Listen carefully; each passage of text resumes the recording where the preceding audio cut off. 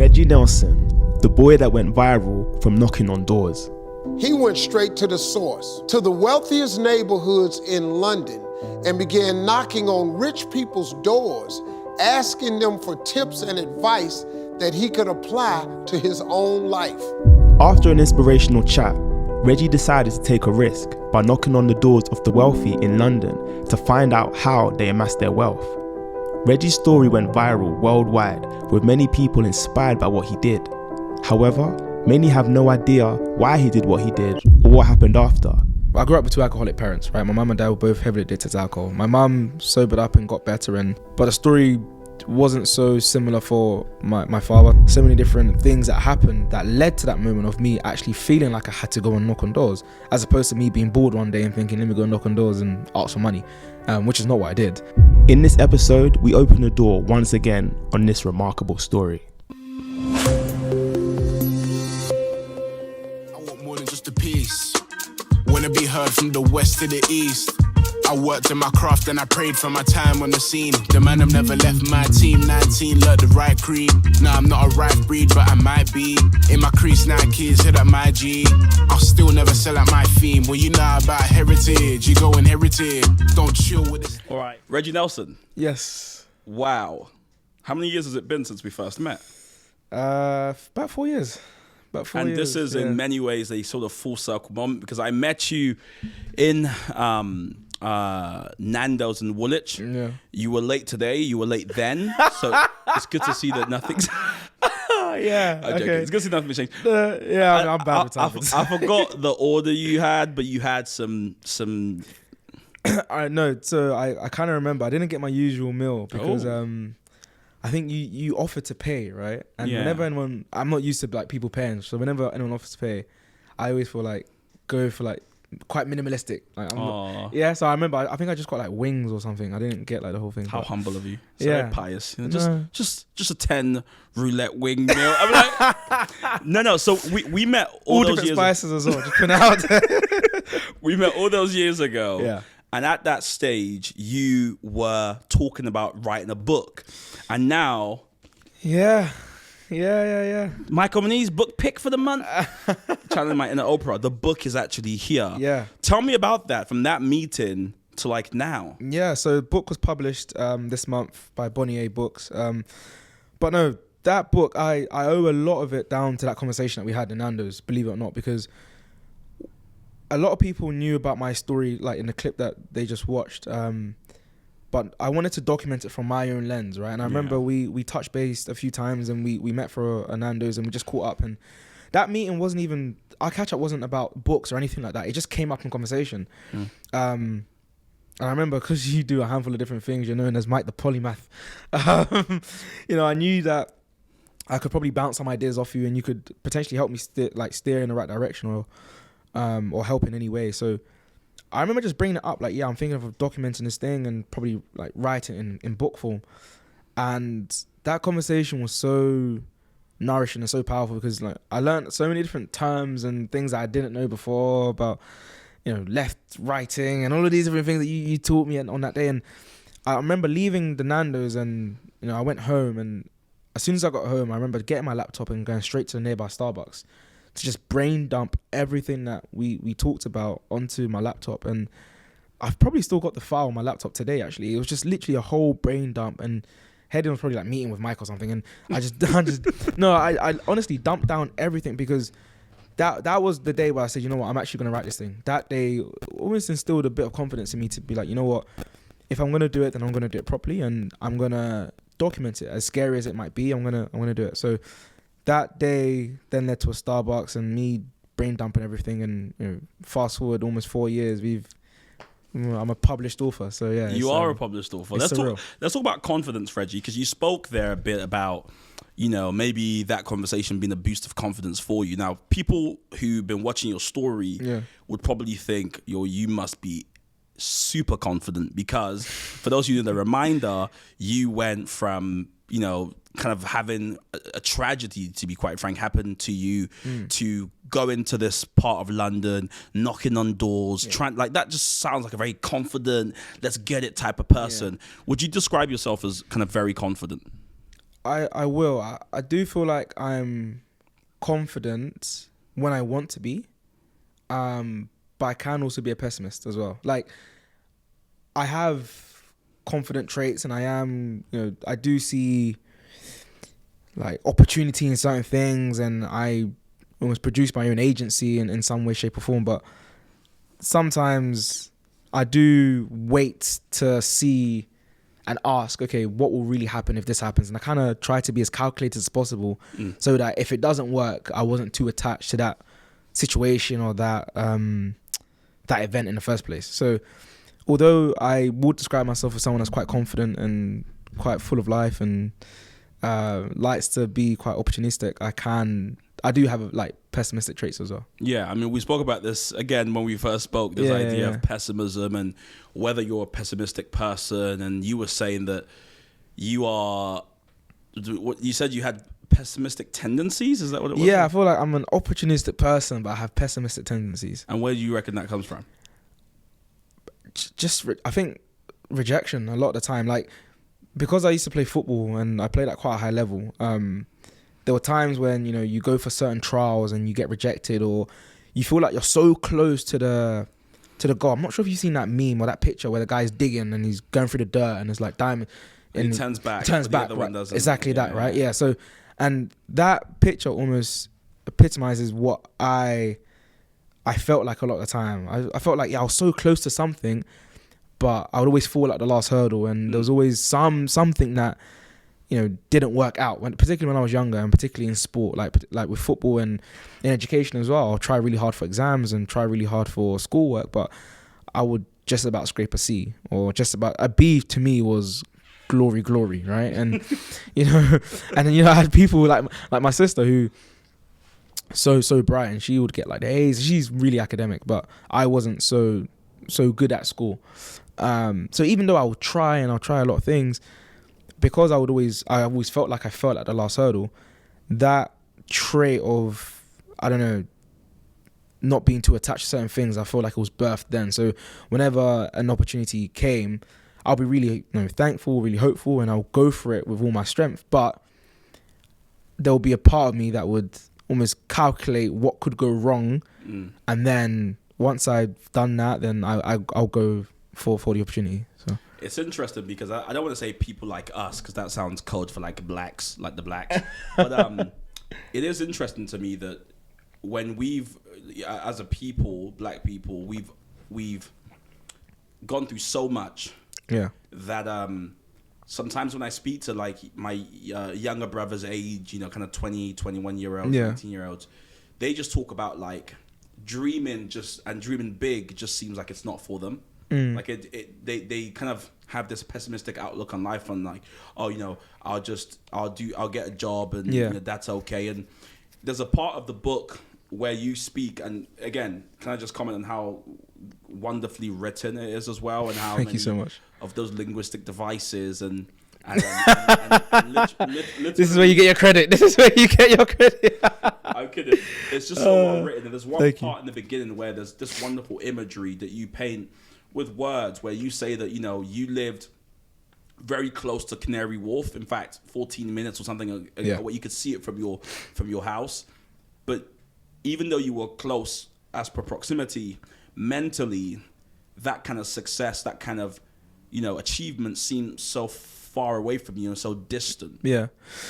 I mean, 14 minutes to be precise, I lived from Canary Wharf, and I could actually see the Canary Wharf skyscrapers from where I lived, but it felt so far away because although I could see it, visibility to us wasn't given to us, right? So where I grew up, and I want to caveat this, I loved my upbringing. Like we talked offline, like growing up in the environment I grew up in, I loved it so much, and I wouldn't trade it for anything.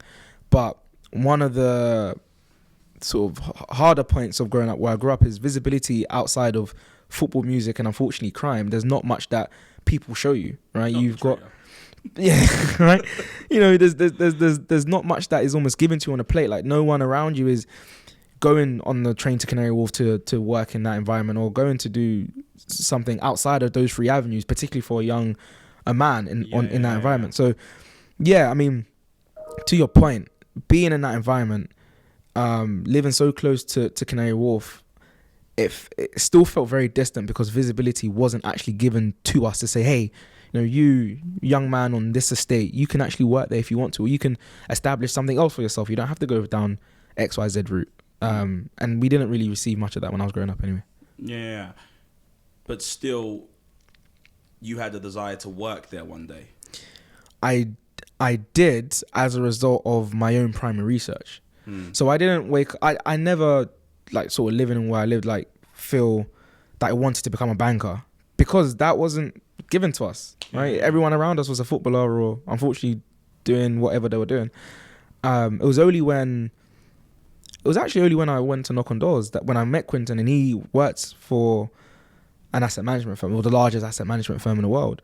And he was like, have you ever considered finance? And I said, kind of like, I like business and technology, but never really. I like money. Yeah, that's another way of just saying, look, I like money, right? I'm down in the dumps right now. I haven't really got much. I kind of just want to make a bit of money. Yeah. And he exposed me to all the finance, and even then, I still didn't feel that it was attainable to me. Only when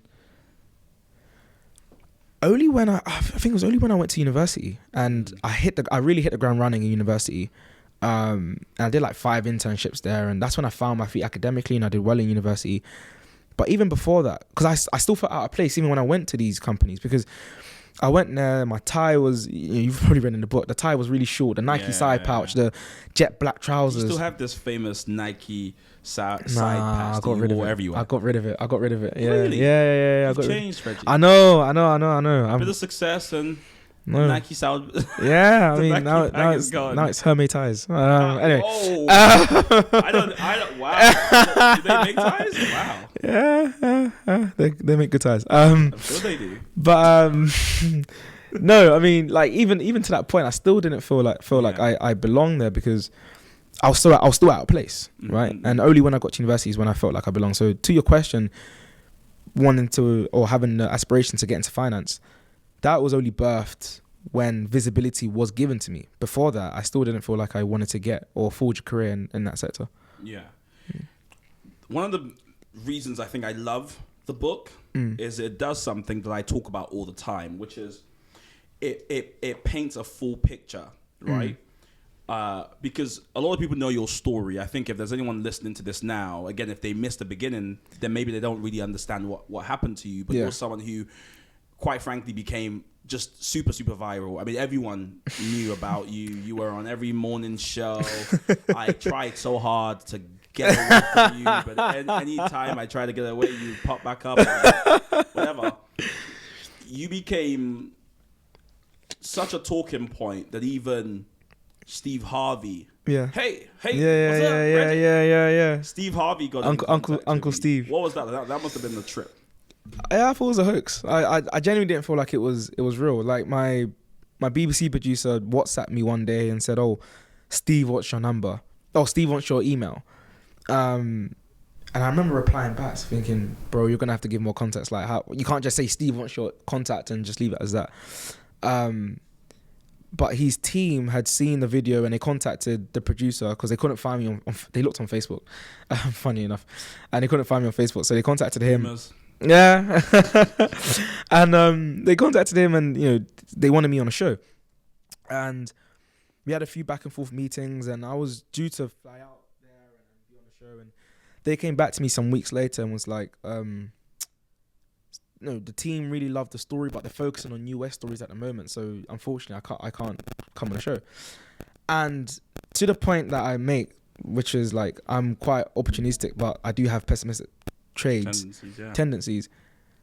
When I received that rejection, I was fine with it, because A, I wasn't too attached to the opportunity, and B, the fact that Steve and the story had traveled to the States was a great feeling for me to know that, wow, people have obviously been touched by the story here, but it's traveled all the way across the pond. So that was just a good feeling for me anyway. But a couple of weeks later, the team came back and said, "Oh, I know that we said we didn't, we were focused on US stories, but Steve really, really likes the story and he wants to add it to anywhere in the show. Thank you, Steve. Yeah. If you're listening, Steve. Yeah, Uncle Steve, brother. thank you so much. But no, he really wanted to add it into the show. So there was a segment called Before We Go, and it was towards the end of a show that he did, and I Skyped into the show.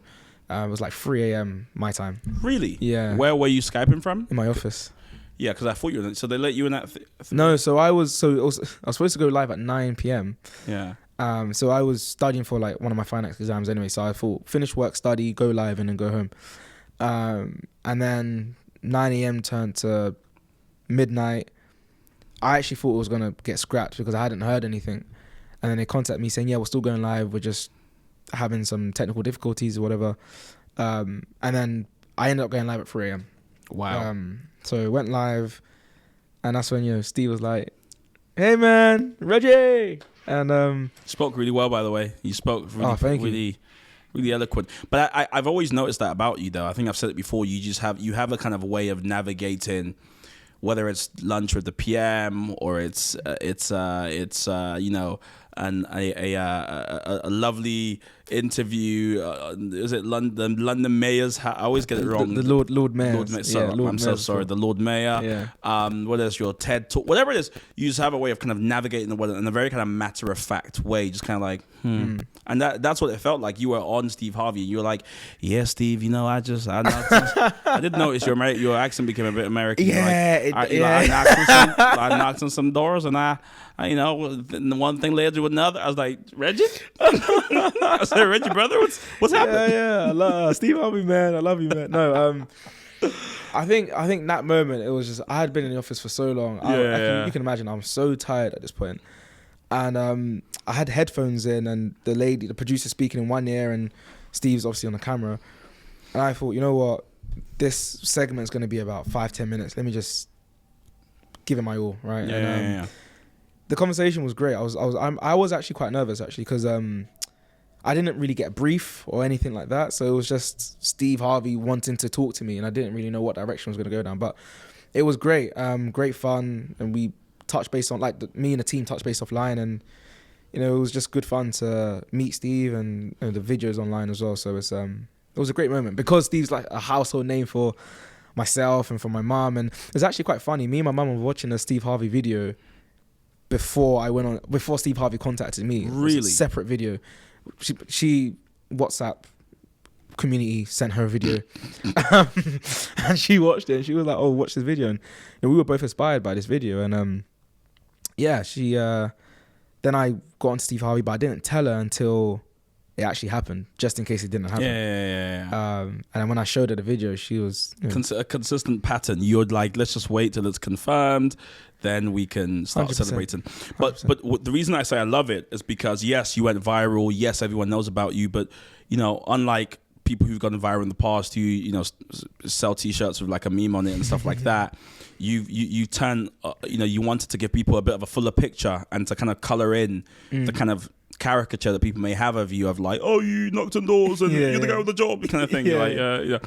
And so this gives not everything, but a really good picture of all the things that happened even before you knocked on that door, and all the things that happened after. And so that knock on the door really was like a snapshot. It was a moment in a trajectory of just lots and lots of pain, purpose, success, luck. I mean, it's really a mixture of things. It's not just this lovely edited, if you like, image of I woke up one day, I knocked on the door, I got a job. Yeah. 100%. 100%. Why was it important for you to let people know like that there was more going on than just the viral clips that they saw? That was the reason why I wanted to write the book, because I had come across so many different people and read lovely messages, and a lot of the encounters I had with people regarding myself or my story or whatever platform I was on, there was a correlating theme that people assumed it was just given to me, or I knocked on doors and I was given a job, or I was privileged, or I was the chosen one, quote unquote. Right? I remember a story when I was in a barbershop, and these guys walked in and I was cutting my hair, and they said, oh, I saw you on this morning. And I said, yeah. And one of the questions he asked was, oh, so did you just knock on doors and someone gave you a job? And I had to explain to him, like, no, it wasn't like that. And I found myself explaining it quite a lot. And one thing I wanted to do was tell my story from my lens. It was told on all of these different platforms, and it was told in, most platforms gave a real account of what happened, but I saw that a lot of them didn't touch on the before and why I decided to do it. And I felt like why I decided to do it was just as or even more important than what I did, because there were so many different moments in my life and so many different things that happened that led to that moment of me actually feeling like I had to go and knock on doors, as opposed to me being bored one day and thinking, let me go and knock on doors and ask for money, which is not what I did. But again, people assume that I just went, asked for money, someone gave me a job. So that's why I wanted to write the book. And when I was writing it, I said to myself that I wanted to be as vulnerable as possible. I really wanted to tell the story as raw as I could, as vulnerable as possible, and give people a real insight into my journey so that they can resonate and relate to it as much as possible. I didn't want to give it a polished finish, because that's not me, right? I'm not a polished person, and I'm not the perfect candidate, and I didn't want to portray this picture of, if you do this and you'll be like me. And that's one thing as well I wanted to be careful of when writing. I didn't want it to be a thing of do this and this will happen. I wanted to share with people what I did, my thought processes, my experiences, the things that happened to me, and for people to read it and gauge their own inspiration or gauge their own sort of plan as to how they might be able to change the reality of their life or whatever might be going on in their world. So that's why we're going to talk about that in a minute as well, because I think there's so much practical advice in here. I love the way you've written it, in that it's not just, here's my life, my story so far kind of vibe. It's you actually giving some practical advice and tips to people. There's a quote again that we shared before where I said, it takes 8 years to become an overnight success, and the fact that there's so much that goes into the moment people see online. And we've said it before, people often assume that your life began when they saw you, and that's not the case at all. There's so much more, and it's why I love the book, is because it covers that. Now, you spoke about just a few minutes ago that you wanted people to know why you decided to actually go out there and knock on doors, why you decided to kind of go out there and do better for yourself. And there is a chapter in this book. I know it's kind of emotionally heavy, but I think it's so important to your overall story, right? The 3 a.m. core. You write about it here in detail. Do you want to share a bit about what the 3 a.m. core is? Spoiler alert. So if you are planning to read the book, this is going to spoil it for you.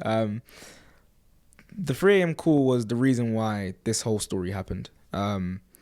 So I grew up with two alcoholic parents, right? My mum and dad were both heavily addicted to alcohol. My mum sobered up and got better, and anyone that knows me, I speak so highly of my mum. She's like my biggest role model today. But the story wasn't so similar for my father. So he, there was one day he woke up and he was a diabetic. So we assumed that his diabetes were playing up. He woke up feeling quite low and looked very pale, and my mum called the ambulance, and she said, "Oh, it's probably his diabetes. You can just go." And I went to go see him in a hospital a couple hours later, and I'd never been to a hospital before, so the hospital beds and the machines, I didn't know what any of them meant. So I thought he's just in a hospital bed, but he was in a coma. And it wasn't his diabetes, it was his liver, it was his kidneys, it was all these internal organs just failing him, like at a very, very, very fast pace. And we went home, it was a Sunday, and it was actually Father's Day as well. So it was Father's Day. I'll never forget that. It was Father's Day 2016. 2013, I think it was. And I went home, woke up, went to training. But 3 a.m. that day, my mum received a call telling her to rush to the hospital. So as I was sleeping, my mum's received the call, gone to the hospital, and they pronounced him dead. And she's come back home, and I've woken up thinking that he's just in hospital, still alive. And my mum and I got ready at the same time for her to go to work and me to go to training and to sixth form. And as we were leaving, my plan was always to go back to the hospital after college to go and see him and make sure he's okay. I called my mum for the details, and she said, "I'll come home first, and we can prepare and go together." And I got home, and my mum sat me down and said, "Oh, yeah, he's dead. He's not alive anymore." And that moment was the catalyst for me, because that was when I had to revisit everything. I remember just going to a church nearby, and I ran out of the house, went to the church, and I sat there for hours just trying to gather my thoughts and digest what had just happened. And it was in that moment where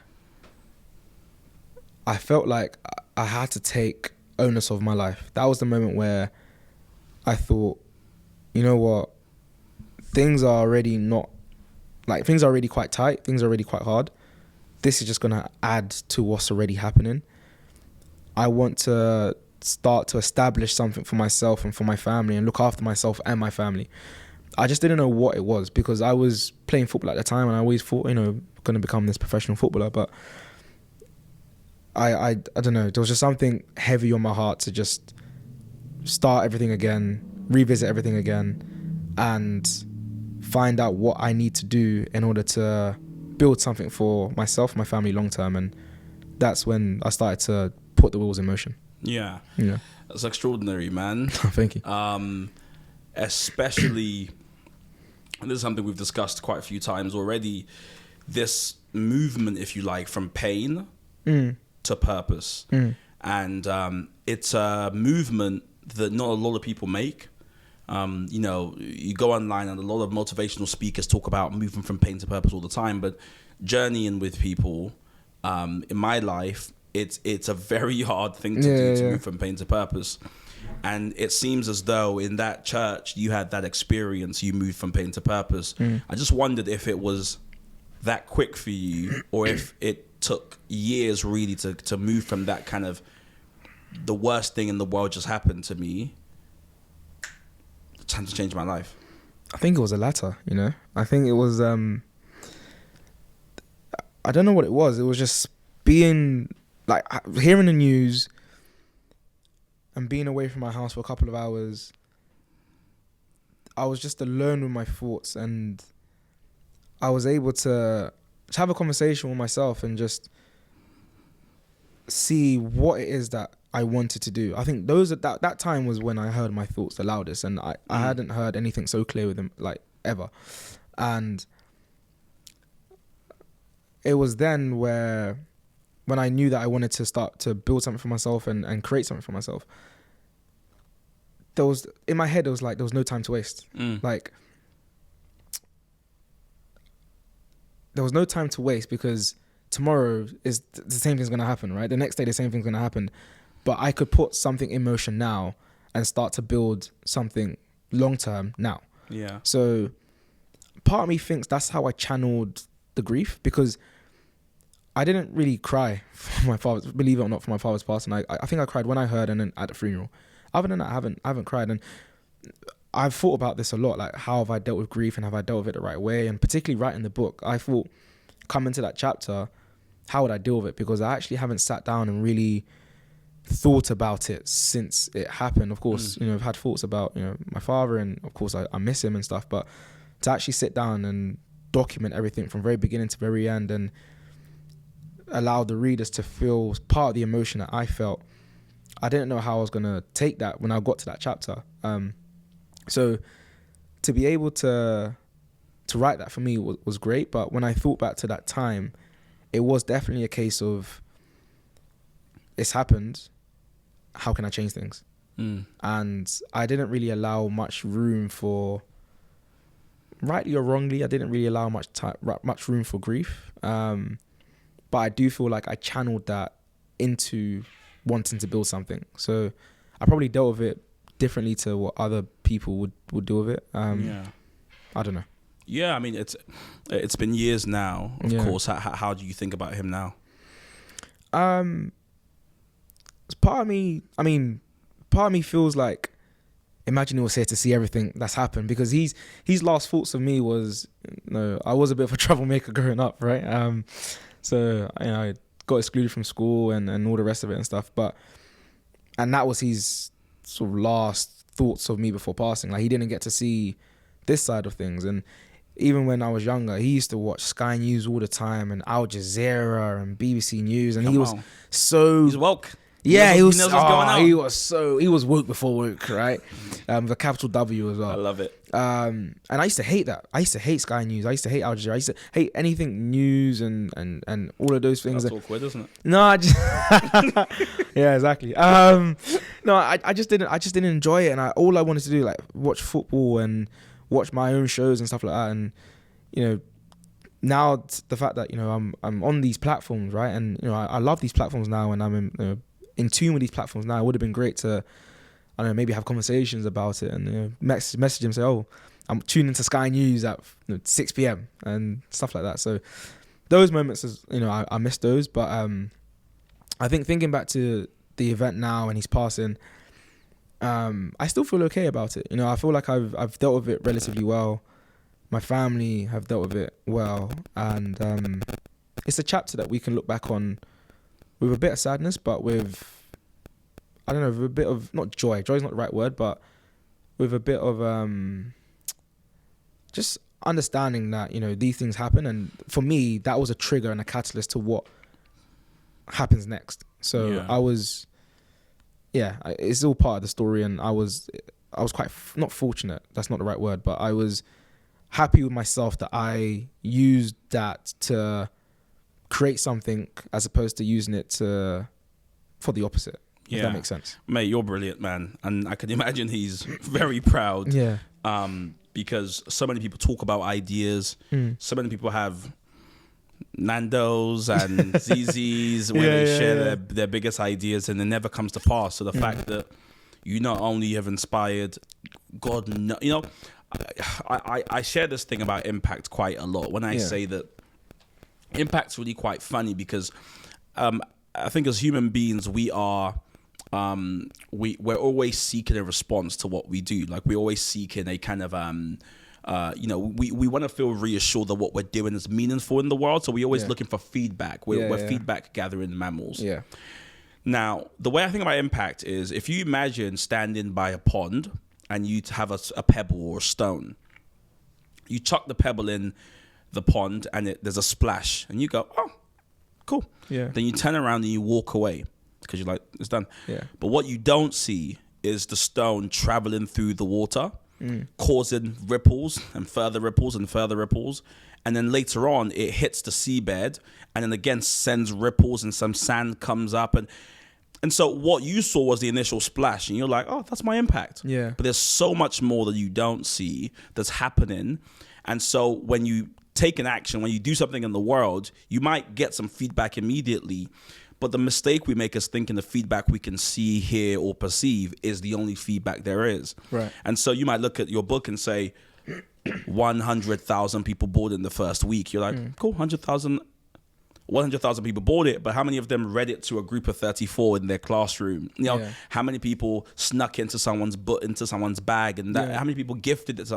Your impact is so beyond the social media metrics. I think what you've achieved by being bold and courageous, but also just kind of living a very kind of a life that has patterns that people can copy. Honestly, I can't imagine the hundreds of thousands of lives that you've impacted. Do you ever think about that? Thank you, by the way. To your point, I feel like that analogy of the pebble in the water is really powerful, and that does resonate with me, because that's how I try to look at certain things, and I try to look at what I do.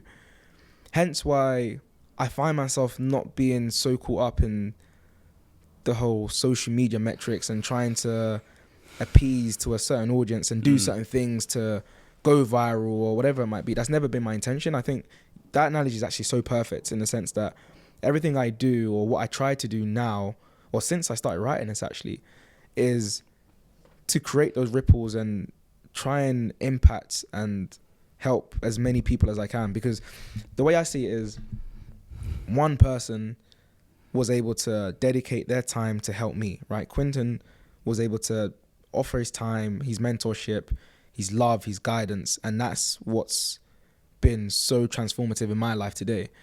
And if I can repay that to others, you know, I can be a Quinton, quote unquote, for many other people, right? Yeah. And that's what I feel like my purpose is, right? And that's what I try to do. So with this book, I do think about it sometimes because people do message me and from all walks of life as well. So I've got people that look like me from the same environment I'm from. They're black, they're males, whatever it might be. And they message me saying, bro, this did X, Y, Z to me. Thank you. And I've had senior execs who look nothing like me come across my story or read the book, and they've said that it resonates with them in a different way. Yeah. So I've seen, again, I'm fortunate I've been privy to the responses that have happened, and I've seen the impact that it's caused. I probably don't know how big of an impact it's caused, which again is exciting, because, you know, I'm due to probably see it unfold in due time. But yeah, to your point, I do think about that impact a lot, and that's why I try to do the things I do, be involved in the things I'm involved in, to help make those ripples go further, as opposed to just trying to create more splashes of water. Like, okay, I've gone, you know, viral, and I'm gonna go viral again, and I want to. That's never been my end. You know, you won't see me do anything to do that. And again, I've got nothing against people that want to go viral and all those things. That's what they want to do. But for me, it's a lot deeper than that. And I think it boils down to just knowing my purpose and what I want to do and create a further impact through the books, through the podcasts that I do, through the different projects, and through the work that I do. Whatever I do, I just want to be that source of hope, guidance, inspiration, visibility for people like myself and for other people across the world as well. Well, we were having a conversation with one of our writers who was behind the camera not too long ago, right? And he was saying, and I think he was really channeling what I think some of the responses may be to you, which is that, hey, Reggie, you're an amazing guy. You're sat in this blue chair with this lovely jumper. Woo! Happy for you, mate. But I am so far from where you're at. You know, I've been punched a couple of times. I've been winded. You know, I've gone through some really kind of sad news, and I just don't know how I can actually turn my pain into purpose. Like I'm just too down on my luck. And whilst I'm really happy for you, I'm just wondering how I could actually even taste a bit of some of the stuff you've tasted. Yeah. It is a tricky one, and you know, I really resonated with him when he was saying that, because there has been parts of me that have felt like that, particularly when I was playing football. I think when I was younger, people that I was playing football with, and I would think that I was as good as them, or you know, I was not far behind them, but they were so far ahead of me, right? And you think, of course, you're happy for them, but then you think, when is my luck gonna change, right? Or when am I gonna taste some of that success? And I think the older I've got and the more I've traveled on this journey called life, I've realized that, you know, sometimes timing is everything. Number one, like sometimes your time, it's just not your time, right? And it's just not meant to be in that moment in time, right? And if it's meant to be, my thing is, I do believe that everything happens for a reason, and if it's meant to be, then it will come to pass. And secondly, I do feel like even rejection or feeling that way can be used to fuel something to come, right? And that feeling of feeling lesser than, or that maybe that imposter syndrome feeling, or that feeling of why them and not me, that can be used in a good way, and you should use it in a good way as opposed to using it to beat yourself up. And you should use it in a way to say, okay, cool, this person's done X, Y, Z. What things can I get from them in order to use for myself? If they had these resources and these things for them, what things can I take from that, extrapolate for that, and use it for myself? And I think once you start to see it from that lens, as opposed to why them and not me, they've done all of these things, look at it and say, what do they have that I also have, or that I can attain, and then use that to build my own steps and my own journey, and understanding that it is step by step and not, again, really preachy, but it's not a sprint, it is a marathon. So what can you do step by step in order to get to where you want to be? No, I just find that in some of these cliches there's so much truth. There is so much truth, I know we kind of jeer at them, but like, you know, in some other words, I kind of think about how, you know, we're all dealt a hand and we have to play it, right? And maybe in today's society, and I know this is a cancelable offense, we focus so much on the structural problems and the structural issues, and essentially the hands we're dealt. Yeah. And just, I don't see enough content. Now, I don't think we should talk less about that. Nothing. I don't think anyone should speak less about anything. Yeah. I would love to see far more about how we play the hands we've got and how we kind of do good with whatever it is we have, right? Rather than the other way. One of the major reasons people struggle to put themselves out there and to kind of try and turn pain into purpose, to try and kind of step out, is because they're like, yeah, but like you had this wonderful white man who had all these wonderful connections who helped you out. If I step out, how do I know anyone's going to help me out? Yeah. Again, it boils down to the fact of embracing that rejection, and understanding that you're at one level already. If you do it and you get a no, you're just back to where you started. So you've got nothing to lose in that sense, right? And for me, it was going out and knocking on doors and seeking advice and seeking people's counsel. But that will look very differently to other people. And one thing that I try to echo as much as possible is there's the front door to, and again, door analogies incoming. Come on. There's the front door to many things, right? If you want a job, then you know you can apply for a job and get the job. Whatever you want to do, like there's the front door to everything, but there's also a back door, right? Oh, come on. And I find that, particularly my journey in my life, I've always, not always, but a lot of the time I've had to go through the back door because the front door has never been open for me, right? In school, in football, when I was seeking a career in finance, so many rejections, so many hurdles, so many barriers, and I found myself saying, okay, this front door's not working. What can I do? Maybe innovatively to go through the back door. You know, what are the resources that I have that I can use? I've got the cards that I've been dealt with. What can I do?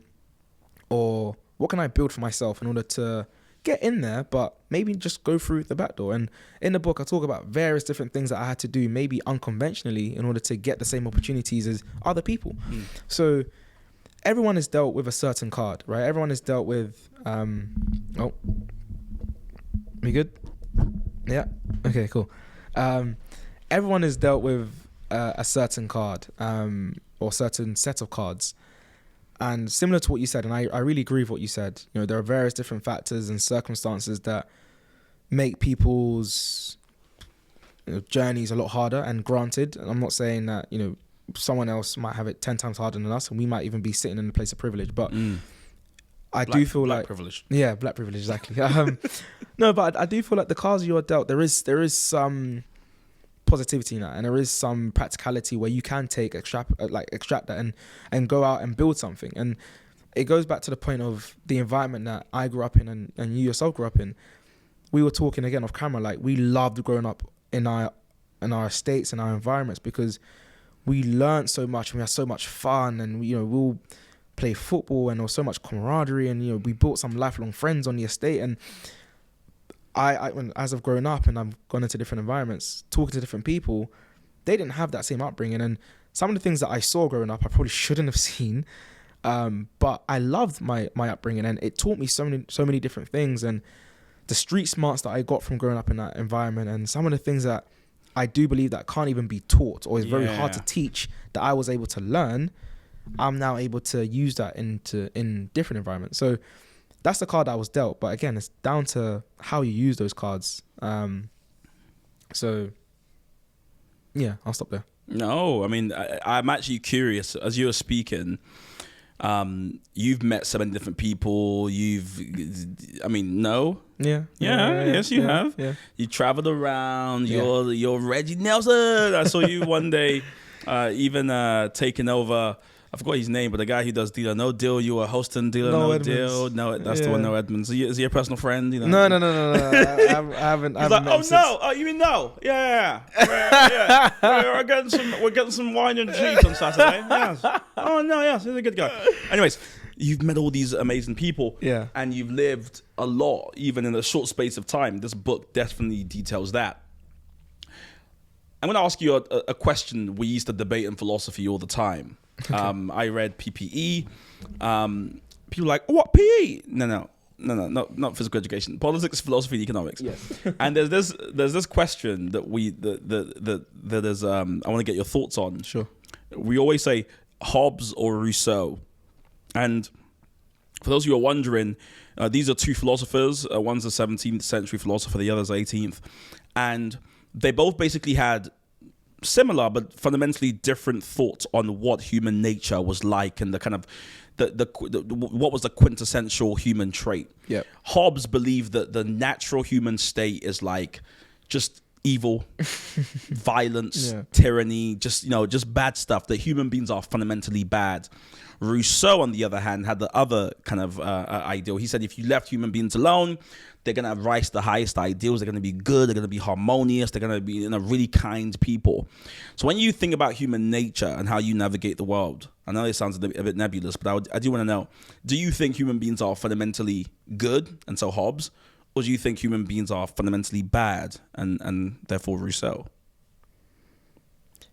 And this is my personal take. Yeah, your take. Don't worry, you don't get cancelled.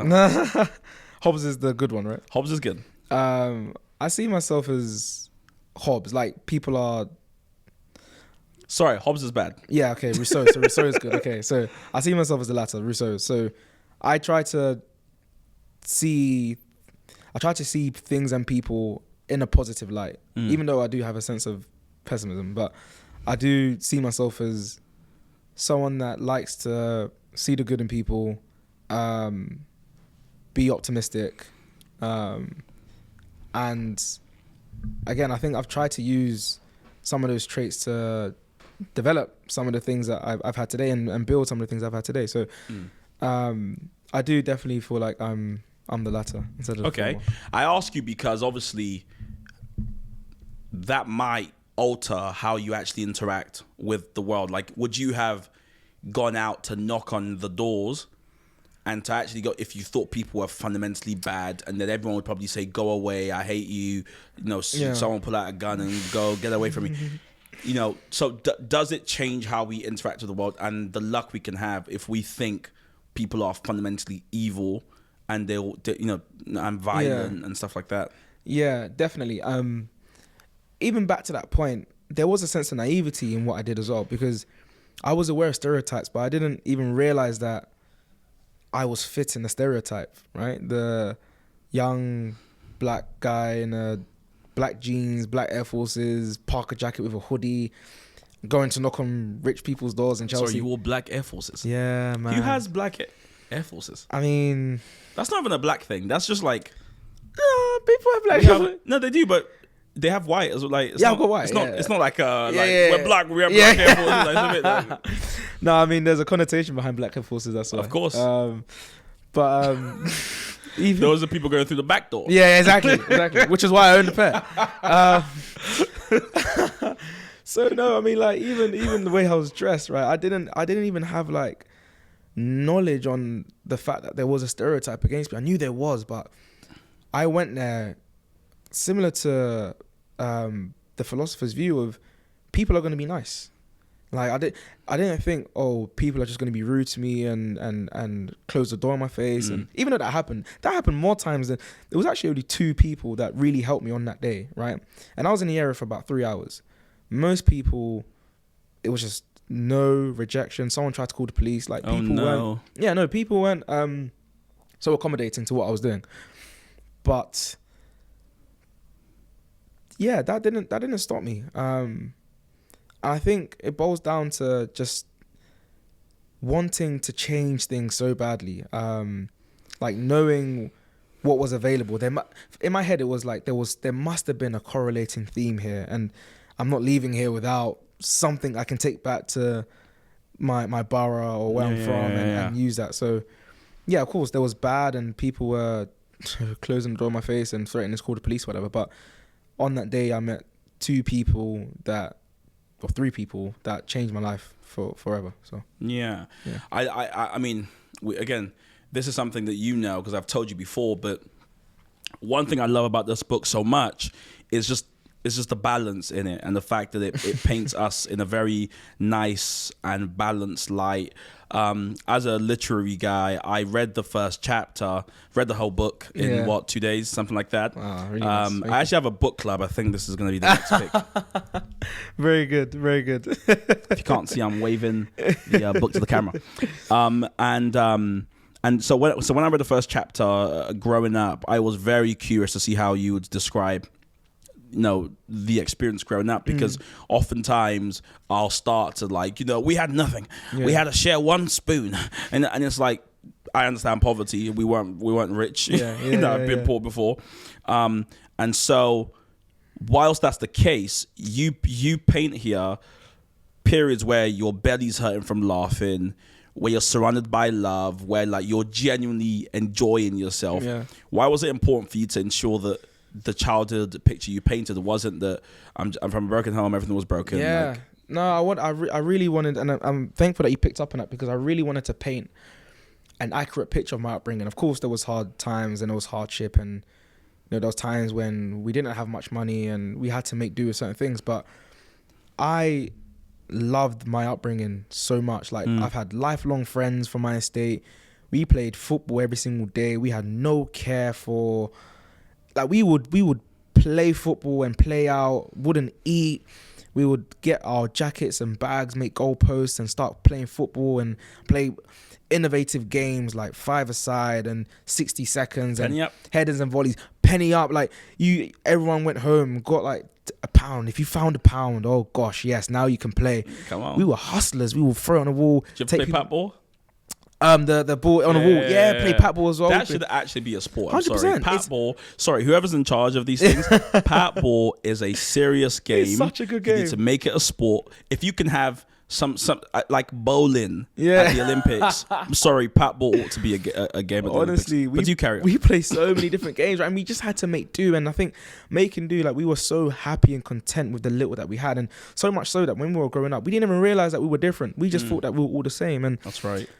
Even in the summers, that £1 coin, someone will have it, buy 10 ice poles, eat it, watch play football until the sun goes down. And I was saying that kid that was richer than everyone else, that he could buy chicken and chips afterwards, and he would go and buy one-piece chicken and chips, and everyone will ask for a chip, and we'll share. And that's another thing I was thinking about as well. Someone would have chicken and chips, and no one asked for a chicken, because that was just wild. Yeah, I know you. That's capital punishment, right? But no, we'll share the chips around, and if someone didn't have, who's got 20p, who's got 50p, and we'll bring it together and we'll buy that person a box of chicken and chips. And growing up was so nourishing for me, and I learned so much. And again, like I said, I made some lifelong friends, and I learned so many different things. And I wanted to paint a picture in a book of, my reality was we didn't grow up with much. My reality was I grew up with two alcoholic parents, and things were quite difficult. However, my reality was also getting a football and trying to hit a no ball game sign, and if you did hit it, then you were going to be the next professional footballer on the estate, right? That was what I also wanted to paint as well. And I'm happy you picked up on that, and hopefully I did that part of the book justice as well. As you were sharing that, I was just getting tingles down my spine because I remember growing up so fondly. This idea of sharing is something that, for me, I don't know if it's only my community that did it, but there was such a community, in terms of how we grew up and why I think we ought to talk about it more fondly. I wasn't raised by just my mum. My neighbors also raised me. I spoke about before a woman called Gemma who would take me and my brothers in Abbey Wood to Abbey Ruins and would go on the walks and bike rides, and she would take us on just picnics. These were things that I never would have got from my mum. Do you know what I mean? My mum was working. But the community helped out, and my friends helped out, and we would play PS2 at her house because we didn't have a PS2. I remember my mum, when it was, I think it was my 14th birthday, whatever it was, because we had been going upstairs to play PS2 with Gemma and Co for so long, I remember telling her, I want a PS2. Yeah. And I know we probably couldn't afford it, but my mum somehow made it happen. And I remember for that birthday, she basically bought me a PS2. We went to Toys R Us. She bought me the PS2, and that was I don't think I've been happier. Yeah. My dad then stopped me from playing it.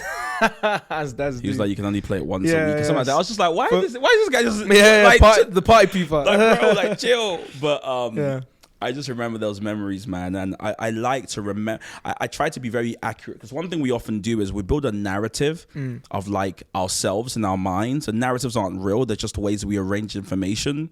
And so the narrative I always build, I sometimes inadvertently build is, now that I'm doing okay, I grew up in a poor household, and then and you start living that narrative, when the truth is, it's more nuanced than that. It's far more complex than that, and that's why I love your book so much, because it allows the complexity to be there. And in many ways, it's a complex book. Like there's some different bits and bobs. It's hard to kind of say in one sentence, this is what the book is. It's like it's not that. It's your life. It's your life so far, or your life as per what happened before and after this door moment. If I did have to sum it up, if you like, or say one of the things you fly the flag for in the book, I would say it's this idea of personal responsibility. This idea of, like I said before, you're dealt certain hands, but you make it work. And here, it's so clear to see that hard work and drive and motivation is something you have a lot of. Am I right in that, or how would you say, or what would you say the main aim of this book is? If I had to, the main aim of it is, I really want people to read it and understand that, irrespective of the cards you're dealt, irrespective of your upbringing, your social environment, your lack of social or cultural capital, whatever it might be, you can still make something of yourself. And I want someone to read that book and say, you know what, if Reggie did it, then I can do it. And that's the underlying message. And I think it goes back to just taking onus and personal responsibility as well. Like being able to say, okay, I don't have all of the things that I need, or life hasn't dealt me the greatest hand, but if Reggie can do it, then I can do it. And when I was writing the book, that was one group of people I wrote for, like people that looked like me, from a similar background to me, and could resonate through and through with the first half of the book. And I also wrote it for like the decision makers. So people like the Quintons, or people that might not be from the same background as I'm from. But for them to read it and say, someone took a chance on Reggie. Someone really tried to help Reggie, and because they took a chance on him and they saw the diamond in the dirt, as the saying goes, Reggie is what he is today. And I want them to read it and say, I want to take a chance on someone else. And if they can do that for someone else, then someone else can do that for someone else. And we're back to the ripple effect analogy that you use, where one person helps one person and they start to quote unquote open doors for many other people. So if I was to summarize the book, it's I want people to read it and say, you know what, if Reggie can do it, then I can do it, irrespective of the circumstances. People's circumstances will be way worse than mine, but have that glimmer of hope and visibility to say, you know what, if Reggie can do it, then I can do it. And secondly, I want the decision makers of this world to read it and say, you know what, maybe polish isn't everything. Maybe there's potential, and that potential, if harnessed in the right way, can reap something that we never imagined. Love that, man. Yeah, no, I love that, because we're never really the finished copy, right? I still try and remember the Nandos we had. There is no way I thought we would be sat like this having a conversation during that Nandos, right? Just didn't. It's such a full circle moment, man. Yeah. Like even that Nandos. After that, and I went to Starbucks and started writing. I never considered myself a writer or an author. And I was actually going to get someone to ghostwrite the book for me. Come on now. Get someone to co-write it. Some of the best rappers in the game, that's what they do. Yeah. They be having ghosts. Exactly. No, 100%. It's a fact. And no, I was ready to back the bait and say, you know what, I'm not a writer. Someone else come and write it. But again, I owe it down to like my agent as well. Like she said, write 2 or 3 chapters and I'll decide whether you need a ghostwriter or a co-writer, or you can write yourself. I did it. I wrote 3 chapters and she said, Reggie, you don't need a ghostwriter or co-writer at all. Go and do it. Like, you can do this. Amazing. So no, that conversation and seeing, like, even going from there to wanting a ghostwriter to write it myself, to then going out to submission and getting the different offers in and signing the book deal to being what it is today. it's a surreal feeling, and like I still remember the conversation so vividly, like the way it happened, and we met up at the station, and you were having a debate with people on the street before I came. Oh yeah, this was like the kind of evangelist or something. Yeah, you was having debates with them, and Yeah. we walked up to Nandos, and like, you know, it's just trust you to do that. As you do. And no, like I genuinely remember like the of course I don't remember everything we said, but the feeling is what I remember, and I remember the feeling of just being so. And it wasn't like a motivation feeling like, oh, I'm so pumped right now when it dies down. Because when I think back to the conversation, I still feel that now, that urgency and that feeling of I'm really gonna do this, and it just felt like a spark. Like that was a start or something. And you know, we're nearly 4 years in, and you know, we've built something. Yeah, so. I mean, bro. Listen, I think that never, you know, no one's the finished article. I mean, it sounds like we're just chucking random motivational quotes out, but I genuinely believe these things, right? Like, no one's a finished article. You never meet people at where they are. Everyone you meet is going somewhere, is on the way somewhere. And so, if you're lucky enough to like just kind of, as you're both going, you kind of catch a glimpse of each other. You just want to give as much in that moment as possible, and then you know, things carry on. You might meet again 6 years later. Maybe it's some random interview at the UN. They're like, "Would you like to?" And I'm like, "I know that guy." Who knows, right? But one thing's clear, and that's that, you know, this is such a worthwhile investment for anybody. I'm gonna buy a bunch and give it to people. I wish I had like a book club like Oprah, then I could do a proper like, you know, next up, you know. But for me, it's such an important book for people to have, because it just fills out in color what I think for a lot of people is a caricature. They're still like the boy who knocked on doors, which is great. It's an amazing story. Just gives a much fuller picture, and it's full of like things you can apply. And so thank you for writing it, man. And I appreciate it. I just look forward to, I hope you take in the impact and you know, ignore the metrics and all that kind of nonsense, and just kind of just take in the fact that one small action you took, worldwide impact. I mean, that was a plan, right? And that's gonna be the plan going forward, and hopefully whatever projects or things that I have coming up, and you know, I'm fortunate enough to be a part of, that will be the underlying thing that I want to give. And if I feel like any project that I'm doing isn't giving that, then I won't do it. Like I turned down quite a few things just because it's not doing, or I won't be doing what I want to, the message that I want to give off, right? I'll just be doing it for the sake of doing it. And similar to what you just said, I'm really not about like metrics and all of these things. Of course, they're nice to see, and you know, you can see numbers on the screen, and sometimes that can translate to impact, but real impact is when you, I don't know, you see a message from someone and they say like, this really touched me, or you see what the book or whatever the story has done, and you really get a sense of how far it's gone. And maybe metrics on the screen won't show that, but you can see it through other forms. That for me is priceless. So yeah, my aim is just to continue creating impact and hopefully write more books about other stuff and see where that takes me. So yeah. More doors? No. I mean, we've had a few meetings and stuff, so you never know. Yeah, but it'll be away from that. Yeah. All right, sorry, I forgot people actually listen to this. I'm very sorry, guys, for that noise. But thanks, Reggie. This was brilliant. Pleasure. We gotta bring you on maybe before you write your new books and talk about, you know, Boris Johnson, Partygate. You know. Or like real politics. I'm playing. Thanks, Reggie. No, pleasure. Thanks for having me. Alrighty. I want more than just a piece. Wanna be heard from the west to the east. I worked in my craft and I prayed for my time on the scene. The man have never left my team. 19, learned the right creed. Nah, I'm not a right breed, but I might be. In my crease, Nikes, hit up my G. I'll still never sell out my theme. Well, you know about heritage, you go inherited. Don't chill with this.